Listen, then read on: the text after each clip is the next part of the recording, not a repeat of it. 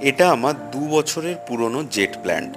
গত বছর ঠিক এই সময়ই, এটার বয়স ১ বছর ছিল, তখন এটাকে আমি প্রথম এই ফ্ল্যাট টবে ট্রান্সফার করি।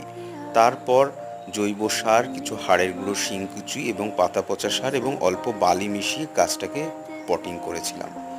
তারপর খুব একটা কাটাই ছাঁটাই করা হয়নি, বিশেষ করে যে যে ডালগুলো রাখবো সেই কটাই রেখে বাকিগুলোকে কেটে দিয়েছিলাম সম্পূর্ণভাবে। দেখলে বুঝতে পারছেন যে কয়েকটা মুখ্য ডাল এখানে রাখা রয়েছে ৩-৪টে স্টেপ করার জন্যে।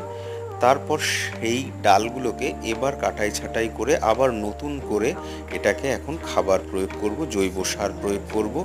এবং এখন যেহেতু বর্ষা আসছে, এই সময় যদি আমরা কাটাই ছাঁটাই করি তাহলে কিন্তু গাছ খুব তাড়াতাড়ি সুন্দরভাবে গড়ে উঠবে এবং এর প্রত্যেকটা ব্রাঞ্চের ওপর থেকে সুন্দর প্যাডে পরিণত হবে এবং এটাকে দেখতে আরও